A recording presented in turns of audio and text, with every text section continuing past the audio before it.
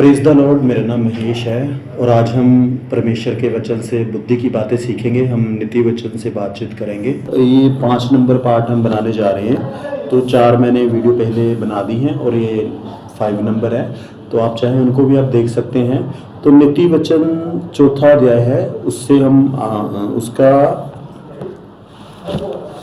17 number, हम 17 number से हम पढ़ेंगे। 4 से 17 से आगे हम सीखेंगे। वहाँ लिखा हुआ है कि यहाँ ना दुष्टों के बारे में लिखा हुआ है कि दुष्ट लोग क्या करते हैं, वह तो दुष्टता से कमाई हुई रोटी खाते हैं और उपद्रव के द्वारा पाया हुआ दाख मधु पीते हैं। परमेश्वर यहाँ पे ये सिखा रहे हैं कि जो दुष्ट लोग हैं वो मतलब गलत इनकम है उनकी। दुष्ट तो इस बात को दर्शाता है कि वो इनकम अकॉर्डिंग टू बाइबल नहीं है। वो ऐसी कमाई से क्या करते हैं, खाना खाते हैं और उसके बाद दाख मधु पीते हैं। मतलब गलत इनकम से बोल सकते हैं, जहाँ इनलीगल इनकम से जो उनको इनकम आ रही है वो उससे मतलब अपना घर चलाते हैं। लेकिन प्रभु कह रहे जो धर्मी है, धर्मी वैसे नहीं करते, परंतु धर्मियों की चाल उस चमकती हुई ज्योति के समान है जिसका प्रकाश दोपहर तक अधिक अधिक बढ़ता जाता है। देखो, परमेश्वर ये बताना चाहते हैं कि जो धर्मी लोग हैं वो डे बाय डे ब्लेस होते जाएंगे, उनको डे बाय डे आशीष मिलती जाएगी, वो बढ़ते जाएंगे, इंक्रीज होते जाएंगे। लेकिन जो दुष्ट लोग हैं, दुष्टों के बारे में क्या कह रहे हैं प्रभु? दुष्टों का मार्ग घोर अंधकार में है, वे नहीं जानती कि वे किससे ठोकर खाएंगे। भाई दुष्ट लोग जिस रास्ते पे चलते हैं वहां पे अंधेरा है। अंधेरा नुकसान को दर्शाता है।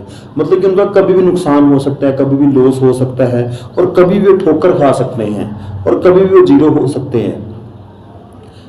प्रभु क्या कह रहे हैं कि हे मेरे पुत्र, मेरे वचन ध्यान करके सुन और अपना कान मेरी बातों पर लगा। प्रभु ये सिखा रहे हैं कि हमें जो अपना वचन है परमेश्वर वो ध्यान दे के सुनने हैं हमें और कान लगाना है इन बातों के। और हमें खुद भी पढ़ने हैं। आप YouTube के द्वारा भी सीखिए और खुद भी पढ़िए और ध्यान दीजिए इनके ऊपर, वचनों के ऊपर ध्यान दीजिए। उसका बेनिफिट क्या होगा? क्योंकि जिनको वे प्राप्त होते हैं, होती है, ये बुद्धि की बात है। 21 पढ़ेंगे पहले। इनको अपनी आंखों की ओट ना होने दे, वरना अपने मन में धारण कर। प्रभु कह रहे हैं जो परमेश्वर के वचन है वो अपने मन में हमें धारण करने हैं और उसके बाद क्या करना है, इससे क्या होगा, हमें बुद्धि मिलेगी। क्योंकि जिनको भी प्राप्त होती है वे उनके जीवित रहने का और उनके सारे शरीर के चंगे रहने का कारण होती है। मतलब जब हम वचनों के ऊपर चलेंगे ना, इसका हमारे शरीर के ऊपर भी प्रभाव पड़ता है। जो हमारा शरीर है वो भी तंदुरुस्त रहेगा और हम फिट रहेंगे, हमारे जीवन में बीमारियां नहीं आएगी। किनसे? वचनों के ऊपर चलने से। और वचन जैसे हमें सिखाता है कि हमें गुस्सा नहीं करना। अब लोगों को पता ही नहीं ये बात। बहुत सारे लोग हैं जिनको बहुत गुस्सा आता है, 1 मिनट लगता है वो लड़ने को तैयार हो जाते हैं। लेकिन जो प्रभु के लोग हैं वो शांति, उनको प्रभु ने अपनी शांति दे रखी है। प्रभु कहते गुस्सा तो करो लेकिन क्रोध मत करो। मैंने बहुत सारे प्रभु के सेवकों को जानता हूँ कि उनके पास बहुत शांति है। विश्वासी लोग हैं, उनके पास भी बहुत शांति है। मुझे भी प्रभु ने अपनी शांति दे रखी है। मुझे भी गुस्सा बहुत कम आता है, ना के बराबर ही आता है। तो ये सब हो पाया प्रभु की समर्थ के द्वारा, प्रभु के वचनों के द्वारा। और प्रभु का कह रहे हैं सबसे अधिक अपने मन की रक्षा कर, क्योंकि जीवन का मूल स्रोत वही है। परमेश्वर कह रहे हैं सबसे ज्यादा मन की रक्षा कर। प्रभु यीशु मसीह ने कहा है कि जो पाप की शुरुआत है ना वो मन से होती है। मन के अंदर ही हमारे पाप शुरू होते हैं, चोरी, व्यभिचार, तो वो सारी चीजों की शुरुआत मन से ही होती है। तो प्रभु कह रहे हैं सबसे ज्यादा सुरक्षा में मन की करनी है कि हमारे मन में कैसे विचार आ रहे हैं, हमें उनका विरोध करना है। ये नहीं है कि मन में जो विचार आया हमने वैसे रिएक्शन कर देना, नहीं। हमें मन में कोई विचार आया, हमें रुकना है, परखना है कि क्या बाइबल इस तरह से अलाउ करती है। हमें बाइबल के वचन के द्वारा उस वचन को, हमें जो मन में विचार आ रहे हैं उनको उसके द्वारा हमें चेक करना है कि क्या ये बाइबल के वचन के आधार के ऊपर है जो विचार है। अगर नहीं है तो उसको हमें फॉलो नहीं करना। मतलब ऐसा नहीं है कि अपने मन में जो विचार आ रहे हैं वैसे ही करते रहे, बिना सोच विचारे, बिना बाइबल के वचन के साथ वो रिलेट किया हमने मन के विचारों के ऊपर नहीं चलना। आगे प्रभु कह रहे टेढ़ी बात अपने मुंह से मत बोल और चालबाजी की बातें कहना तुझसे दूर रहे। प्रभु कहते हैं अपने मुंह से हमें टेढ़ी टेढ़ी बातें नहीं बोलनी। देखो, कोई भी ऐसी बात नहीं हमने बोलनी जिससे सामने वाले का दिल दुखे। इस बात का हमें ध्यान रखना है। हम अपने मुंह से वही बात बोले जिनसे दूसरे लोगों के लिए हम आशीष का कारण बनना है। हमें किसी को शराब नहीं देना, कोई ऐसा वर्ड नहीं बोलना सामने वाले का दिल दुखे। आगे लिखा कि और चालबाजी की बातें कहना तो उससे दूर रहें। हमें ऐसे कोई भी शब्द कोदों का इस्तेमाल नहीं करना है जो बाइबल के वचन के आधार के ऊपर नहीं है। इन बातों का हमें ध्यान रखना है। तेरी आंखें सामने ही की ओर लगी रहें और तेरी पलकें आगे की ओर खुली रहें। अपने पांव रखने के लिए मार्ग को समथर कर और तेरे सब मार्ग ठीक रहेंगे। प्रभु ये सिखा रहे हैं कि हमने आंखें कहाँ लगी रहें? सामने की ओर। हमें सामने की ओर मतलब कि हमें पीछे में जो हो गया, गलतियां होगी पीछे वाले जीवन से, उसकी ओर हमें नहीं देखना है। हमें आने वाले जीवन के लिए अब से बेहतर करना है। हमें प्रेजेंट में जीना है, जिस समय में, इस समय में की ओर हमें ध्यान रखना है। हमें अगर आज हम वचनों के आधार के ऊपर जिएंगे ना, तो आने वाला जो समय है हमारा वो बेहतर हो जाएगा। जो पीछे होना था हो गया। अगर कुछ गलतियां होगी, कुछ गड़बड़ हो गई, प्रभु से माफी मांगिए, उन चीजों से निकलिए और आने वाला जीवन और आगे वाला जीवन आप इसे सही करते रहिए। आज के जो आपके सही काम किए होंगे वो आने वाले टाइम में आपको बेनिफिट देने वाले हैं। तो प्रभु कह रहे हैं ना कि आगे की ओर अपनी आंखें लगा के रखो और अपने पांव रखने के लिए मार्ग को समथर कर और तेरे सब मार्ग ठीक रहेंगे। देखो, जब हम वचनों के आधार के ऊपर चलना शुरू करेंगे ना, तभी हमारे मार्ग ठीक रहेंगे। जब हम वचनों से बाहर निकलेंगे तो हमारा नुकसान होगा। मैंने देखा है जो लोग वचन के आधार के ऊपर नहीं चलते उनको बहुत प्रॉब्लम्स का सामना करना पड़ता है। कभी भी उनका नुकसान हो जाता है, बहुत सारी प्रॉब्लम्स आती हैं। पहले तो ना लड़ाई झगड़ा ही नहीं खत्म होता उनका। जो वचन के आधार के ऊपर नहीं चलते ना, लड़ते बहुत हैं, वो लड़ाई झगड़ा बहुत करते हैं, अशांति बहुत है उनके मनों में। शांति तो है ही नहीं है।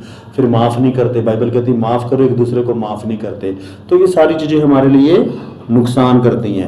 बाइबल क्या कह रही है आगे 27 में 4:27 में, ना तो दाहिनी ओर मुड़ना और ना बाईं ओर, और अपने पांव को बुराई के मार्ग चलने से हटा ले। प्रभु कह रहे हैं ना लेफ्ट ना राइट, हमें बुराई के मार्ग में चलना ही नहीं है, हमें वहां से हटाना है। मतलब ऐसा मार्ग, कोई भी काम जिसे बाइबल मना करती है हमें नहीं करना है। हमें वचन को पढ़ने वाले नहीं, सुनने वाले नहीं, इसके ऊपर चलने वाले बनना है। हमें वचनों के ऊपर चलने वाले बनना है ताकि प्रभु हमें आशीष दे। उसके बाद हम नीति वचन 5वां अध्याय पढ़ेंगे जी। यहाँ पे ना जो टॉपिक है वो है व्यभिचार के विरुद्ध चेतावनी। 5:3 से हम पढ़ेंगे जी। 3 में क्या लिखा है? 3 से लेके 23 तक। 3 में लिखा है, क्योंकि पराई स्त्री के ओठों से मधु टपकता है और उसकी बातें तेल से भी अधिक चिपड़ी चुपड़ी होती हैं, परंतु इसका परिणाम नाद दोना सा कड़वा और दो दाढ़ी तलवार सा पहना होता है। देखो, पहले भी मैंने थोड़ा बात कर रखी है इसके बारे में कि परमेश्वर ना पराई स्त्री वाला जो है ना, वो हमें पराई स्त्री के साथ रिलेशन नहीं बनाना, कोई रिलेशन नहीं रखना किसी के साथ। परमेश्वर इसको व्यभिचार वाला पाप कहते हैं कि अगर आपका किसी भी ऐसी औरत के साथ रिश्ता है, पति पत्नी के अलावा बाइबल हमें कोई भी रिश्ता रखने की आज्ञा नहीं देती है। तो प्रभु ने कहा जो मुझसे प्रेम करेगा वो क्या करेगा? मेरी आज्ञाओं को मानेगा। तो पराई स्त्री से हमें बचना है। ये प्रभु ये सिखा रहे हैं कि पराई स्त्री की जो बातें वो कैसे हैं? तेल से भी चिकनी चुपड़ी बातें हैं। मतलब वो ऐसी बातें हैं, मतलब वो आपको फंसाना है उसने भी। आगे हम पढ़ेंगे इसका क्या क्या नुकसान है पराई स्त्री का। तो हमें इन चीजों से बचना है। जो इसका अंत है ना, जो रिजल्ट है वो बहुत बुरा है। यहाँ लिखा है ना, परंतु इसका परिणाम नगदोना सा कड़वा और दो धारी तलवार सा पहना होता है। मतलब ये इस चीज को दर्शाते हैं कि जो पराई स्त्री के साथ कोई भी रिलेशन है वो नुकसान ही करता है। उसमें हमें लॉस ही लॉस है, फायदा कुछ नहीं है, नुकसान ही होने वाला है। हम प्रभु के लोग हैं, हमें इस पाप से बचना है। उसके पांव मृत्यु की ओर बढ़ते हैं और उसके पग अधलोक तक पहुंचाते हैं। मतलब जो पराई स्त्री के साथ आपने रिश्ता रखा किसी के साथ, तो उसका क्या नुकसान है? सबसे पहले तो वो बंदा स्वर्ग राज्य में नहीं जा सकता। बाइबल में लिखा है व्यभिचारी लोग परमेश्वर के राज्य के वारिस नहीं होंगे। तो वो बंदा कहाँ जाएगा? नरक में। नरक एक ऐसा स्थान है जहाँ पे आग ही आग है। यहाँ पे देखो, कुछ लोगों को ना गलत फहमी है। कुछ लोग बोलते हैं नरक यहीं पे है, लेकिन हम बाइबल को मानने वाले लोग हैं। बाइबल इस बात का दावा ठोकती है। प्रभु यीशु मसीह के ये वर्ड है कि नरक के बारे में प्रभु ने बोला कि जहां आग बुझती नहीं है और उनका कीड़ा मरता नहीं है। जब हम धरती से जाएंगे ना, तो जो हमारी आत्मा है वो मरने वाली नहीं है, वो सदैव जिंदा रहने वाली, वो सदैव जिंदा रहेगी। वो या तो नरक में जाएगी या स्वर्ग में जाएगी। तो अगर आत्मा नरक में चलेगी, बंदा व्यभिचार पराई स्त्री के साथ उसका रिलेशन है, वो व्यभिचार वाला पाप कर रहा है और वो मर गया धरती से, तो वो नरक में जाएगी सीधा, अकॉर्डिंग टू बाइबल के मुताबिक। हाँ, जीते जी परमेश्वर ने सोल्यूशन रखा है। बंदा पराई स्त्री के साथ कोई लिंक है, उसको पता नहीं था, वो पापों की माफ़ी मांगे और वो रिश्ता छोड़ दे, उसके बाद प्रभु के वचनों के मुताबिक चलना शुरू करे, क्योंकि प्रभु यीशु ने हमारे पापों के लिए लहू बहाया है। और बाइबल में लिखा है यदि हम अपने पापों को मान ले तो परमेश्वर हमें क्षमा करने के लिए विश्वास योग्य और धर्मी है। तो हमें क्या करना है कि अगर जीते जी हमारे पास ऑप्शन है, हम पापों की माफी मांग सकते हैं, क्योंकि प्रभु यीशु ने हमारे पापों के लिए कीमत चुका दी है। देखो ये पाप हमारे शरीर के अंदर कहां से आया, जहां हम पापी कैसे बने, थोड़ा सा इसको डिटेल में बताता हूं। जब परमेश्वर ने इंसान को बनाया, आदम को बनाया, हवा को बनाया, परमेश्वर ने उन्हें एक कंडीशन दी थी कि तुम सारे फल खा सकते हो। अदन के बगीचे में रखा, बाइबल में ये बातें लिखी हैं, तो अदन के बगीचे में रखा और उनको मना किया कि एक तुमने ये फल नहीं खाना है, अगर इसको तुम्हें खा लिया तो तुम्हें झूठ और सत्य का पता लग जाएगा, सच्चाई का पता लग जाएगा। तो एक फल खाने को परमेश्वर ने उन्हें मना किया, लेकिन शैतान ने क्या करा, शैतान ने उसको हवा को बहका दिया, उसको बोला कि तुम ये फल खा लो, खाने से कुछ नहीं होगा और तुम परमेश्वर के स्वरूप में रचे जाओगे। तो परमेश्वर ने आदम और हवा को मरने के लिए नहीं बनाया था, लेकिन उन्होंने परमेश्वर की आज्ञा तोड़ दी और शैतान की बात मान ली। तो जब उन्होंने शैतान की बात मानी, उन्होंने वो फल खा लिया, तो मृत्यु उनके जीवन में आ गई। तो अब पाप का दंड मृत्यु है जी। तो उनके पाप करने की वजह से क्या हो गया, मृत्यु जीवन में आ गई उनके। और उसके बाद क्या हो गया, प्रभु यीशु ने उस पाप का दंड लहू देके चुकाया जी। उन्होंने हमारे लिए मार खाई, क्रूस पे गए। तो जो पहले क्या होता था कि जब हम पाप करते थे ना, तो उसकी कीमत चुकाने के लिए लहू बहाना पड़ता था, जानवरों का लहू बहाना पड़ता था, जानवरों की बलियां देनी पड़ती थी। लेकिन परमेश्वर ने देखा कि इनका मन नहीं बदल रहा, ये लोग पाप करते हैं, जानवर का लहू बहा देते हैं, बलि दे देते हैं, लेकिन फिर भी ये पाप करते रहते हैं। तो अब लास्ट में परमेश्वर ने अपने बेटे को ही भेज दिया, प्रभु यीशु मसीह धरती पे आए, उन्होंने हमारे पापों के लिए लहू बहाया और उनके लहू बहाने की वजह से जो दंड हमें भुगतना था वो प्रभु यीशु ने भुगत दिया। और जब हम उनसे माफी मांगते हैं तो परमेश्वर के पास माफी देने का अधिकार है। परमेश्वर हमें यीशु के लहू बहाने की वजह से प्रभु हमें क्षमा कर रहे हैं, इसमें हमारी काबिलियत नहीं है। तो पापों की माफी किसकी वजह से मिली, यीशु के लहू बहाने से। इसी तरह से जब कोई बंदा अगर पराई स्त्री के पाप में फंसा हुआ है, वो परमेश्वर से माफी मांगेगा तो प्रभु से माफ कर देते हैं, प्रभु यीशु की वजह से, क्योंकि यीशु मसीह ने कीमत चुका दी है। आगे यहाँ पे क्या लिखा हुआ है, और उसके पग अधलोक तक पहुंचते हैं। मतलब प्राइवेट स्त्री वाले पाप वाला बंदा अधलोक, नरक में जाएंगे लोग, फिर नरक में जाएगा, वो स्वर्ग में नहीं जा सकता। लेकिन प्रभु का धन्यवाद हो कि परमेश्वर ने हमारे लिए माफी रखी है, हम पापों की माफी मांग के बच सकते हैं और दोबारा से हमें ये पाप नहीं करना, हमें इससे बचना है, प्रभु से मदद मांगनी है। अगर कोई ऐसा पाप है कि आप उससे नहीं निकल पा रहे हैं तो आप प्रार्थना कर सकते हैं, आप हमें कॉल कर सकते हैं, हम आपके लिए प्रार्थना करेंगे, प्रभु आपको उसमें छुटकारा देंगे। देखो बाइबल में लिखा, जो बातें मनुष्यों के लिए कठिन है परमेश्वर के लिए कठिन नहीं है।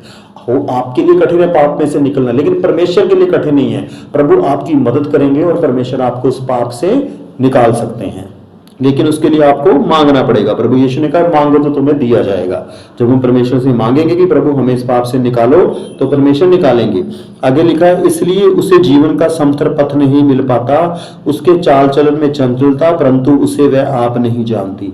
मतलब कि जो पराई स्त्री है उसको खुद नहीं मालूम जीवन का, उसके पास कोई सही रास्ता नहीं उसके पास है, और उसके चाल चलन में भी चंचलता है जो उसको पता ही नहीं है। देखो उसको भी ज्ञान की कमी है, अगर उसको भी ज्ञान होता तो वो अपने पति के प्रति विश्वास योग्य रहती, उसको भी ज्ञान नहीं है, इसलिए वो इस पाप को कर रही है। तो जो पराई स्त्री है, बाइबल के मुताबिक उसको ज्ञान ना होने की वजह से उसके जीवन में भी क्या चीज को दर्शा रहा है कि उसे पता ही नहीं है। वो भी अगर उसे पता होता तो वो सोचती भी नहीं।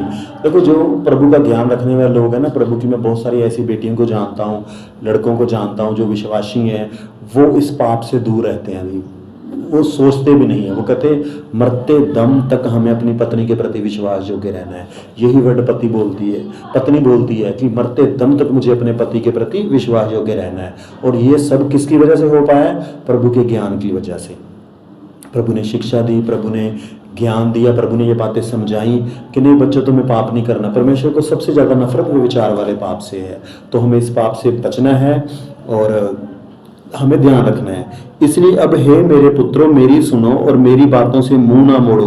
प्रभु कह रहे हैं कि मेरे बच्चों मेरी बातों को सुनो, मेरे वचनों को सुनो और इनसे मुंह ना मोड़ो, इनके ऊपर चलो। और ऐसी स्त्री से दूर ही रह और उसकी डेवी के पास भी ना जाना। प्रभु कह रहे कोई भी ऐसी स्त्री है जो व्यभिचार वाले पाप में शामिल है, हमें क्या करना है, उससे दूर रहना है, हमें उससे बात भी नहीं करनी। प्रभु कह रहा है उसकी डेवड़ी के पास भी ना जा, मतलब कि उस रास्ते से भी मत जाओ जिस रास्ते से वो निकलने वाली है। ये प्रभु का हुक्म है जी। कहीं ऐसा ना हो कि तू अपना यश औरों के हाथ और अपना जीवन क्रूरजन के वश में कर दे। अगर कोई पराई स्त्री के चक्कर में पड़ा है तो उससे क्या होगा, उसके जीवन का सारा कंट्रोल उस स्त्री के पास चला जाएगा। और अपना यश, इससे क्या उसकी इंसल्ट होने वाली है जी। किसी को पता लगेगा, उसको वाइफ को पता लगेगा तो प्रॉब्लम, घर में झगड़ा होगा, रिश्तेदारों को पता लगेगा तो प्रॉब्लम, उसमें तो बदनामी होगी ना, लोग क्या बोलेंगे, इसने जी बाहर भी एक औरत के साथ इसका रिलेशन है। तो जब संसार के लोग क्या इस चीज़ को पसंद करते हैं, संसार ने इस चीज़ को एक्सेप्ट कर रहा है और परमेश्वर का वचन भी हमें इजाजत नहीं दे रहा, तो हमें ऐसा काम नहीं करना है। उसके बाद आगे प्रभु ने लिखा है, और तू अपने अंतिम समय में जबकि तेरा शरीर क्षीण हो जाए तब ये कहकर हाय मारने लगे। देखो एक चीज और है, एक बात तो क्लियर है कि हम सबका शरीर आज यंग है, ठीक है, लेकिन आने वाले दिनों में बंदा बुजुर्ग होने वाला है, फिर तो सब साथ छोड़ देंगे थी। अगर पराई स्त्री किसी के जीवन में है, पहले तो पत्नी से रिश्ता टूटने का पूरा चांस है, पत्नी भी छोड़ के चली जाएगी। बाइबल अलाउ करती है कि अगर पति या पत्नी कोई व्यभिचार वाला पाप करता है तो उसको छोड़ा जा सकता है, लेकिन पहले उसको समझाया जाए, अगर वो मन फिराता है ठीक है, नहीं तो बाइबल कहती छोड़ दो। मान लो उसने पराई स्त्री के साथ रिश्ता रखा, अब उसकी बीवी छोड़ गई, तो पराई स्त्री भी बुजुर्ग हो गया बंदा, फिर क्या हो गया, पराई स्त्री भी छोड़ जाएगी।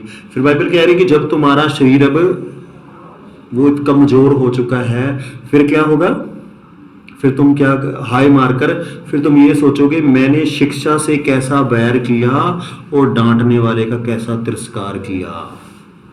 मतलब लोगों ने आपको समझाया लेकिन आपने उनकी बात नहीं मानी। और ये ऐसा पाप है ना कि बंदे को समझाओ समझते नहीं है, मना करो मानता नहीं है। लेकिन हाँ, अगर आप परमेश्वर से प्रेम करते हैं, आप इससे निकलना चाहते हैं, तो परमेश्वर आपकी मदद करने को तैयार है। आप हमें कॉल कर सकते हैं, हम आपके लिए प्रार्थना करेंगे, प्रभु आपकी मदद करेंगे और प्रभु आपको इस पाप से निकालेंगे। देखो जीते जी आपके पास ऑप्शन है, आप अपनी गलती मानो, पाप से माफ़ी मांगो और प्रभु से ताकत मांगो कि प्रभु आपको ताकत दे, प्रभु को महिमा मिले। प्रभु ने मुझे इतनी समर्थ दी है, मैं अपनी वाइफ को ये बोलता हूँ कि मरने के बाद ही हम अलग हो सकते हैं, जीते जीते नहीं हम अलग नहीं होने वाले। और पराई स्त्री और रिश्ता दूर के बाद सोचना भी मैं कहता हूँ पाप है। मैं सोचने कर भी ध्यान नहीं देता, मैं कहता हूँ नहीं, मैं प्रभु से प्यार करता हूँ, मुझे प्रभु की आज्ञाओं को मानना है और मुझे अपनी वाइफ के प्रति विश्वास योग्य रहना है, चाहे कुछ हो जाए, मरते दम तक मुझे उसके प्रति विश्वास योग्य रहना है, ये मेरी जिम्मेवारी है। और यहाँ पे क्या लिखा है, जिसने जो इस पाप में पड़ा हुआ है, मैंने अपने गुरुओं की बातें ना मानी और अपने सिखाने वाले की ओर ध्यान ना लगाया। बंदा बाद में एक पछतावा ही रह जाता है। बहुत सारे लोग हैं जो कहते काश मैंने उसकी बात मान ली। आपने सुना होगा लोगों के मुंह से। जरूरी नहीं है कि पराई स्त्री वाले पाप में, और भी कई बार इंसान जीवन में गलतियां कर लेता है। तो देखो इसका एक ना और सोल्यूशन है कि अगर आप गलतियों से बचना चाहते हैं ना, तो आप क्या करें, एक प्रभु के सेवक के साथ जिसको बाइबल का ज्ञान है, जिसको नॉलेज है, आप उसके टच में रहो। आप उनसे सवाल कर सकते हैं। कोई आप जीवन में काम कर रहे हैं, कुछ समझ नहीं आ रहा, तो आप हमारे से भी कांटेक्ट कर सकते हैं। हमारा नंबर आपको स्क्रीन पे मिल जाएगा, तो उस नंबर पे आप कॉल करके कोई बात बाइबल की आपको समझ नहीं आ रही है, कोई भी उलझन है, कोई भी बात नहीं, आप हमें कॉल कीजिए, हम आपको बताएंगे कि बाइबल क्या कहती है, बाइबल के आधार के ऊपर आप कैसे डिसीजन ले सकते हैं। तो उस तरह से हम बताएंगे कि बाइबल क्या हमें कहती है कोई भी विषय के बारे में, तो हम उसके बारे में आपकी हेल्प कर सकते हैं। तो यहाँ पे कह रहा है कि सिखाने वाले की ओर ध्यान ना लगाए तो उसका बाद में नुकसान ही होने वाला है। मैं सभा और मंडली के बीच में प्राय सब बुराइयों में जा पड़ा। अब यहाँ पे क्या है कि जब बंदा वचनों की ओर ध्यान नहीं देता, फिर वो क्या करता है, सारे गलत डिसीजन लेता है, बुराइयों में जा पड़ता है, ऐसे काम करता है जिसे परमेश्वर मना करता है। तो इसलिए हमें बाइबल की नॉलेज लेनी बहुत ज़रूरी है। बाइबल को बार बार पढ़िए, यूट्यूब पे वीडियो देखिए, हमारे चैनल पे जितनी वीडियो हैं वो सारी आप सुनिए, बार बार सुनिए। ये आपके लिए एक प्लस पॉइंट हो गया कि आपको बाइबल का वचन सीखने को मिलेगा। प्रभु का धन्यवाद कीजिए और बार बार इन वीडियो को देखिए ताकि ये बातें आपके जीवन का हिस्सा बनने पाए। उसके बाद प्रभु हुक्म देते हैं हमें कि तू अपने ही कुंड से पानी और अपने ही कुएं का सोते का जल पिया करना। क्या तेरे सोते का पानी सड़क में और तेरे जल की धारा चौक में बह जाने पाए? ये केवल तेरे ही लिए रहे और तेरे संग औरों के लिए ना हो। तेरा सोता धन्य रहे और अपनी जवानी की पत्नी के साथ आनंदित रहे। प्रिय हरणी या सुंदर सावरणी के समान उसके स्तन स्वर्दा तुझे संतुष्ट रखें और उसी का प्रेम नृत्य तुझे आकर्षित करता रहे। यहाँ परमेश्वर ये सिखा रहे हैं इस बातों के कि सिर्फ और सिर्फ पत्नी के साथ आपका रिश्ता होना चाहिए। इधर उधर आपने बिल्कुल भी ध्यान नहीं देना है। सिर्फ और सिर्फ अपनी पत्नी के साथ रिश्ता बना के रखिए। आप उसके साथ आपका रिश्ता होना चाहिए, बस बाहर आपने किसी के साथ कोई भी रिलेशन नहीं बनाना है। ये प्रभु है कि सदा आप अपनी पत्नी के साथ उससे संतुष्ट रखें, मतलब कि उसके साथ ही संतुष्ट रहें आप। ये प्रभु हमें हुक्म देते हैं। और अपनी जवानी की पत्नी के साथ प्रभु कह रहे हैं आनंदित रहे। ये सिर्फ आपकी पत्नी और आपके बीच में भी रिश्ता होना चाहिए। इधर उधर ना तो पत्नी ने किसी बाहर रिश्ता बनाना है ना पति ने बनाना है। तो इस चीज का हमने ध्यान रखना है। आजकल बहुत ऐसा भी हो रहा है कि पत्नी का भी बाहर कहीं पे रिश्ता है, पति का भी बाहर कहीं पे रिश्ता है। देखो ये चीजें बाइबल के हिसाब के मुताबिक नहीं है। जो लोग बाइबल के परमेश्वर को जानते हैं वो प्रभु के वचन को मानेंगे। हमारी जिम्मेवारी है कि हमें प्रभु के वचन के, देखो दुनिया क्या करती है हमें कोई मतलब नहीं है।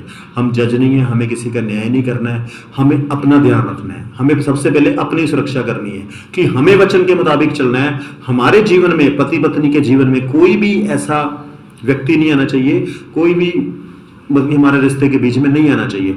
मरते दम तक हमने इस चीज को बना के रखना है। ये हमारी जिम्मेवारी है।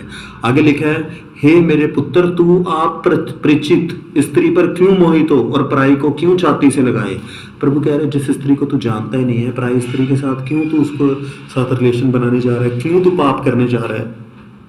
क्योंकि मनुष्य के मार्ग यहोवा की दृष्टि से छिपे नहीं है और वह उनके सब मार्गों पर ध्यान करता है। जो हमारा परमेश्वर है बहुत महान है, सर्वशक्तिमान है। इस धरती के कोई भी इंसान ऐसा नहीं है वो सोचे कि मैं पाप कर रहा हूं तो मुझे कोई देख नहीं सकता। हमारा परमेश्वर सृष्टि का मालिक इतना महान है कि उसको सारे संसार के एक एक बंदे का एक एक पाप दिखाई देता है। उसको सब चीजें दिखाई देती हैं जी। वो कोई ऐसा स्थान नहीं है जिसको वो देख नहीं सकता, उसको सब स्थान दिखाई देते हैं। यहाँ लिखा ना, क्योंकि मनुष्य के मार्ग यहोवा की दृष्टि में छिपे नहीं है। मतलब हम जो भी काम करते हैं वो सारी बातें परमेश्वर को पता है, वो सारी बातें उसको दिखती हैं जी। वो सृष्टि का मालिक है जी, उसको सब बातें मालूम है और वह उसके सब मार्गों पर ध्यान करता है। परमेश्वर हमारे मार्गों को ध्यान करता है।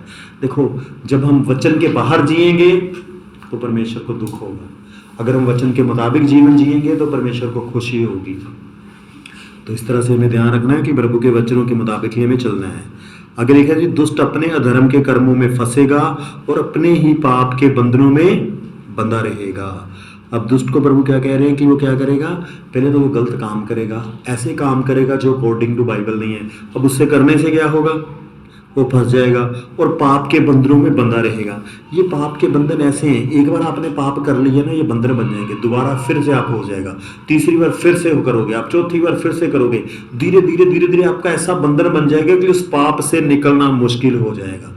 जैसे कोई भी बंदा, अगर हम बात करें व्यभिचार वाला पाप है, जो नशे वाला पाप है, बंदा एक दिन शराब पीनी शुरू करता है, थोड़ी सी एक पैग लगाएगा, फिर दूसरे दिन, फिर तीसरे दिन, फिर चौथे दिन, धीरे धीरे ऐसा हो जाता है कि वो उसके बिना रह ही नहीं पाता। उसका शराब का बंधन बन जाता है, कंट्रोल हो जाता है। लेकिन हमारा परमेश्वर महान है, वो सर्वशक्तिमान है, वो हमें पापों से छुड़ा सकता है।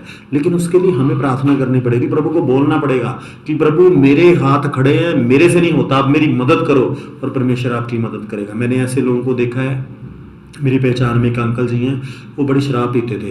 उन्होंने एक दिन मुझे उन्होंने बोला, कहते मैं जिस दिन मैंने यीशु मसीह को जाना ना, कहते मैं रोज़ दारू पीने वाला बंदा हूँ, रोज़ दारू पीता था। कहता मुझे पता चला कि दारू पीना गलत है बाइबल के मुताबिक, ये दारू पीने लोग स्वर्ग राज्य में नहीं जा सकते। तो कहते मैंने ना प्रभु से कमिटमेंट करी कि प्रभु मुझे माफ़ कर दे, आज के दिन के बाद मैं नशा नहीं करूँगा। कहते वो वाला दिन और आज वाला दिन, कहते मैंने आज उसके बाद नशा नहीं करा। देखो प्रभु ने कैसे उसका मन बदल दिया।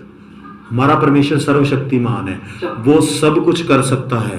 तो परमेश्वर से ने जब उसके जीवन को बदल दिया तो आपके जीवन को बदल सकता है।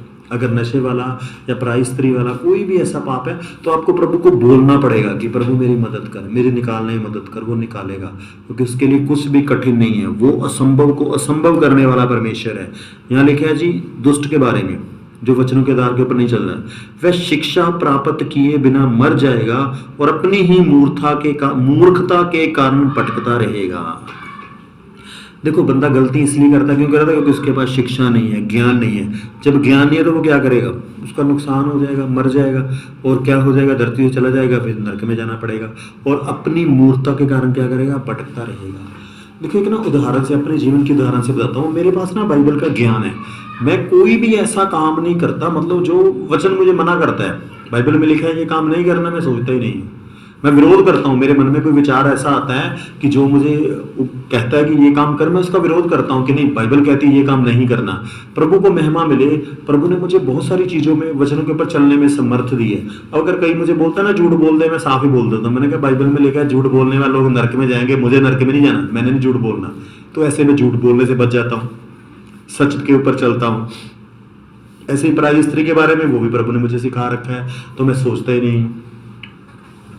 और तो प्रभु मदद करते हैं उसको, मन को। और नशे के बारे में वो भी प्रभु ने समझा रखा है। बाइबल लिखती है कि जो हमारा शरीर है वो परमेश्वर का मंदिर है। प्रभु ने कहा जो इसका नाश करेगा मैं उसको नाश करूंगा। तो उस चीज से प्रभु ने हमें बचा दिया। ये सारी चीजें कैसे हो पाई? शिक्षा की वजह से। अब प्रभु ने मुझे सिखा रखा है कि दूसरों को माफ करना है, तुम्हें किसी के साथ लड़ाई झगड़ा नहीं करना है, तो मैं दूसरों को माफ कर देता हूँ। और अब तो चलो मुझे ज्ञान हो गया, मुझे कोई परेशान नहीं करता। वो पहले लोग परेशान करते थे, तो जब प्रभु ने सिखाया कि दूसरों को माफ कर दे, मैंने माफ कर दिया। आज मेरे मन में किसी के प्रति कड़वाहट भी नहीं है, लड़ाई झगड़ा मैं किसी से करता नहीं, फालतू में किसी से बात नहीं करता। तो ये सारी चीज़ें कहाँ से सीखी? वचनों से, बाइबल पढ़ने से। प्रभु ने मदद करी, प्रभु ने सिखाई। मैं कितने सालों से बाइबल पढ़ रहा हूँ, मुझे लगभग 22 साल से ऊपर हो चुके हैं बाइबल पढ़ते हुए। 2003 में मैंने प्रभु को जाना था, तो 22 सालों से मैं बाइबल पढ़ रहा हूँ, बार बार पढ़ रहा हूँ। मैं आज भी पढ़ता हूँ। मैंने कितनी बार बाइबल पढ़ ली है, मैं फिर पढ़ता हूँ, दोबारा पढ़ता हूँ। मेरे मन में विचार आता है, पढ़ तो लिए, वो कहता नहीं मुझे पढ़ना है, मरते दम तक मुझे इसे पढ़ते जाना है, पढ़ते जाना है, पढ़ते जाना है, ताकि ये बातें मुझे भूल न जाए, ये मुझे याद रहे और मैं इनके मुताबिक जीवन जीता रहूँ। तो मैं आपको यही एडवाइस देना चाहता हूँ, ज़्यादा से ज़्यादा बाइबल पढ़िए, बाइबल पढ़ने में समय व्यतीत कीजिए, परमेश्वर आपको समझाएंगे। बाइबल पढ़ेंगे, शिक्षा लेंगे, लोगे तो शिक्षा आपको पाप करने से बचाएगी। एक बाइबल की शिक्षा ही है जो आपको पाप करने से बचा सकती है। बिना शिक्षा, यहाँ पे लिखा हुआ है कि अगर मूर्ख शिक्षा नहीं लेता, और जब वो शिक्षा नहीं, बिना शिक्षा प्राप्त किए क्या करेगा? मर जाएगा और भटकता रहेगा। जिनके पास शिक्षा नहीं, मैंने देखा वो लोग भटकते रह रहे हैं। मैंने ऐसे लोगों को देखा, कई लोग चरदा नहीं छोड़ पाते, कई लोग सिगटे पीते रहते हैं, उनसे सिगटें नहीं छूटती। तो बहुत सारे लोगों को प्रभु ने बहुत सारे पापों से छुड़ाया, प्रभु ने लोगों को बहुत शांति दी, और वो सब तभी पॉसिबल हो पाया जब उन लोगों ने अपना हृदय प्रभु को दिया, प्रभु से प्रार्थना करी, प्रभु को बोला कि प्रभु हमें छुड़ा। उन्होंने प्रार्थना करी, हमारी टीम ने उनके लिए प्रार्थना करी, सब ने मिलकर प्रार्थना करी, तो प्रभु ने उन सब की हेल्प करी और वो आज एक अच्छा जीवन जी रहे हैं। तो बहुत सारे पापों से प्रभु ने छुड़ाया। वो कैसे हो पाया? प्रभु के वचनों के द्वारा, प्रभु के ज्ञान के द्वारा और प्रभु की समर्थ के द्वारा। तो आज के लिए इतना ही काफ़ी है। तो प्रभु आपको बहुत आशीष दे। आपने इस वचन को सुना, प्रभु को बहुत बहुत धन्यवाद। Praise the Lord.